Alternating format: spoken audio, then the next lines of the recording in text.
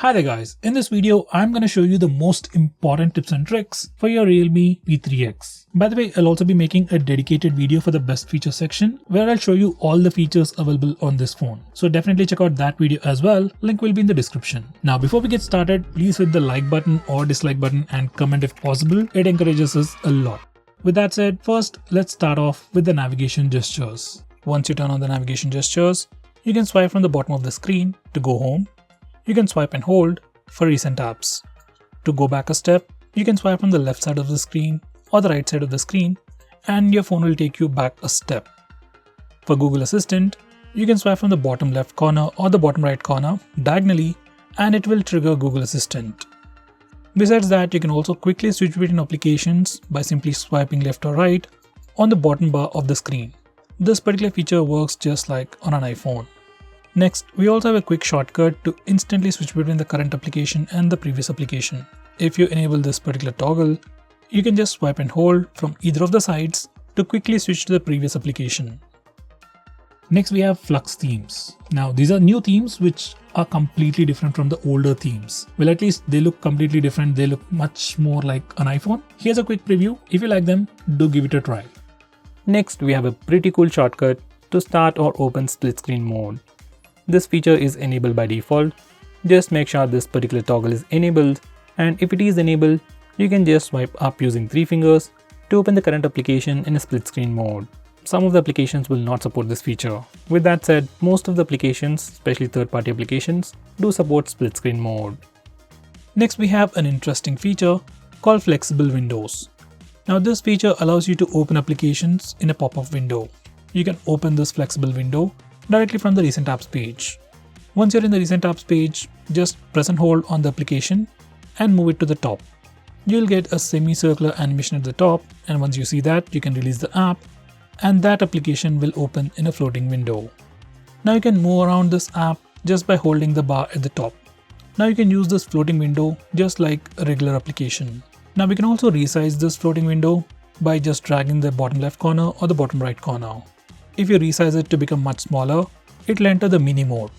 In the mini mode, it will become a standard size and go to the top left corner or the top right corner. Now in this mode, you can just do a single click to open that application in a floating window, or else do a double click to open that application in a full size window. I mean like a full sized application. Next, we can also quickly hide these floating windows. Just bring the window to the left corner or the right corner and then the application will hide.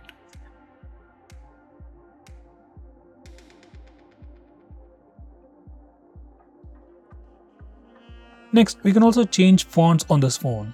You can choose between some pre-installed ones or just download the ones you like. Now here's the store for that. There are a lot of free fonts and some pretty good looking paid fonts. Next, I'm going to show you how you can hide files. Now on this phone, there's a feature called Privacy Safe, which allows you to hide files. Any file like documents, video files, music files, you can literally hide any files. Once you enable this feature, you can directly go to the private safe and hide files, or else no matter where you are, whether it's the gallery or a file manager, you can select the file and click share and then send it to the privacy safe, and that particular file will be automatically hidden. It's a pretty cool feature that comes built into the phone.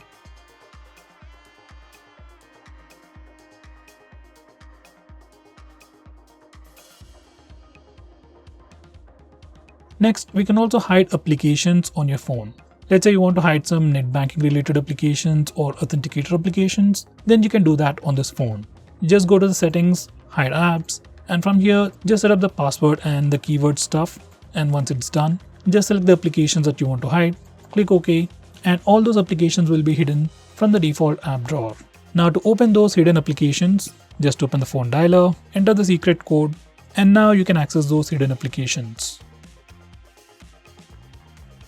Next, I'm going to show you how you can lock applications. Once again, if you have some security related apps that you don't want others to open easily, then you can lock all those applications. Just go to settings, and from the privacy section, you can access the lock apps feature. From here, you can lock all the applications that you want. By the way, we can also use face unlock and fingerprint unlock to unlock those locked applications, just for a bit more convenience. If you're going to lock up some important apps like net banking applications or something related to stocks and stuff, then I would recommend you not to use the fingerprint and face unlock features. Better enter the password yourself.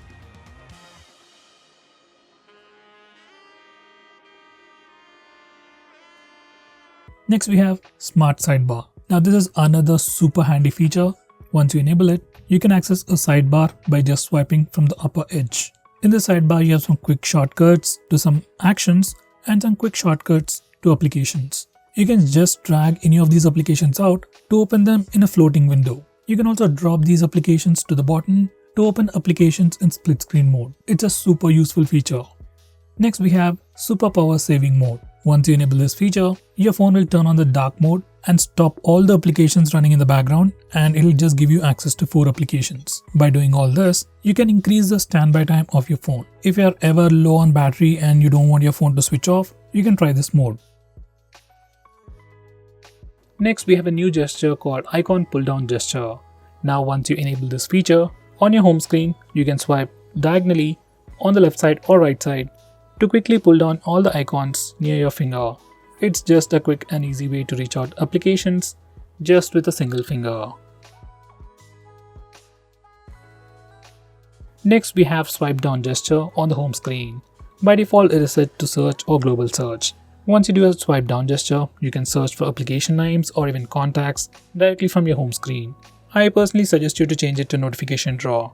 Once you do that, you can do a swipe down gesture to pull down the notification bar, which I think is much more helpful.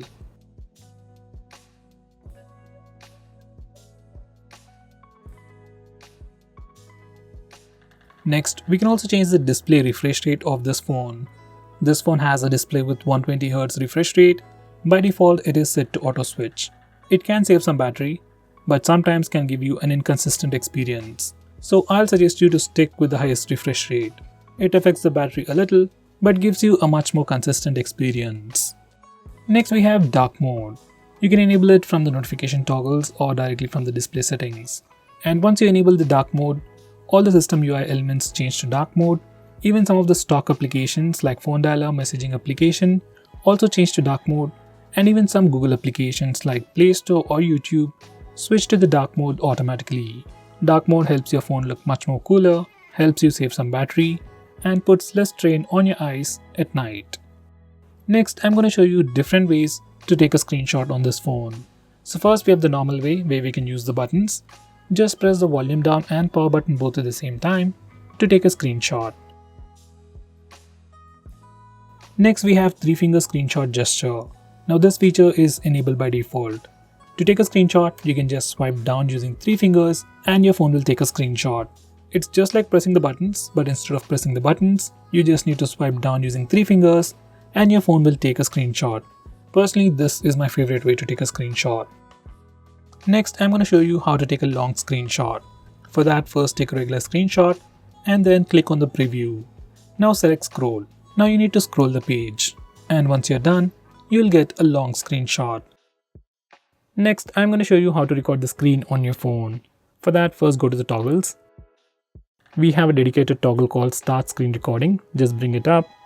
And now we can start video recording just by using this toggle. Just click it and screen recording should start in 3 seconds. If your phone asks for any permissions, just grant them all.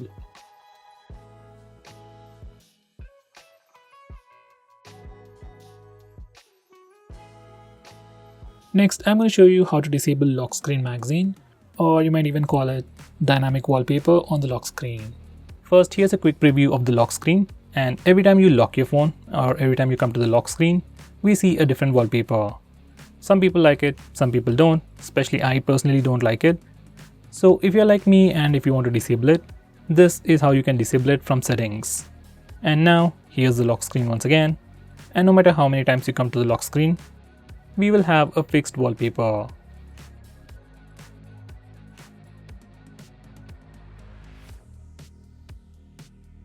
Next, I'm going to show you some camera gestures. First, we have touch. Once you enable this feature, we can take a picture by just touching the preview screen. It works for both the rear camera and even for selfies.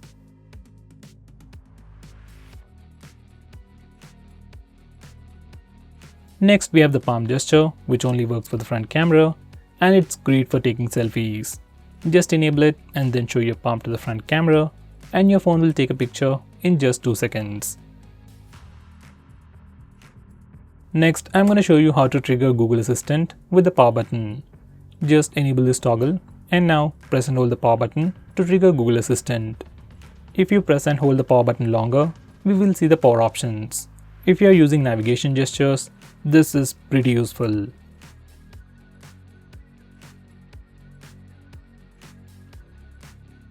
Next, we have some important screen off gestures. We have things like double tap to wake,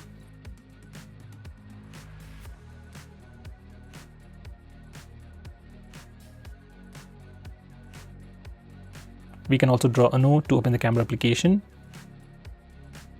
Next, we can draw a V to turn on the flash. We also have more like music controls and custom shortcuts, but most of the time I just draw V to turn on the flash, and to turn it off we can press the power button. Next, I'm going to show you how you can change your default apps. Whether you want to change your default launcher, default browser or anything, for that we need to first go to settings. Once you're in settings, select app management, then select default apps. Now from this page you can change your default launcher, default SMS application, browser and so on. I would definitely recommend you to change your default browser to Google Chrome. Next, I'm going to show you how to display the battery percentage on the status bar. For that, go to settings, then select notification and status bar, and then enable this toggle. Once you do that, we can see the battery percentage on the status bar.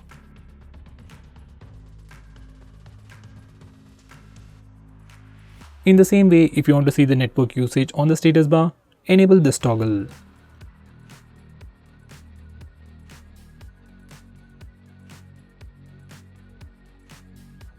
Next, we have notification history. Now this is a pretty cool feature that can record all the notifications that you get. So even if you accidentally clear all the notifications from the notification area, you can go to the notification history section to see what all notifications you got and at which particular time.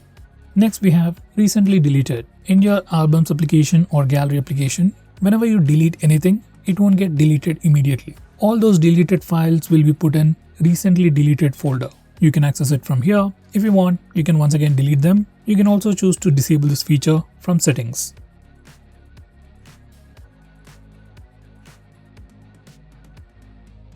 Next, we have app battery management. Now, if you want to completely take control of your phone, stop applications from auto launching or stop applications from running in the background to save data or to save battery, you can do all that from here.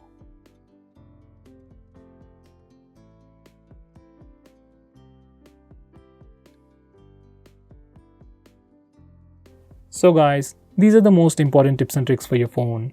If I missed out on anything important, do let me know by commenting below this video, and definitely check out my video on best features.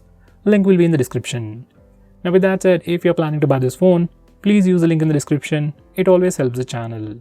If you want us to make any specific video, tweet out to us with the hashtag #greedytech on Twitter and we will try to make it as soon as possible. I'm Nikhil from greedytech signing off. Have a nice day.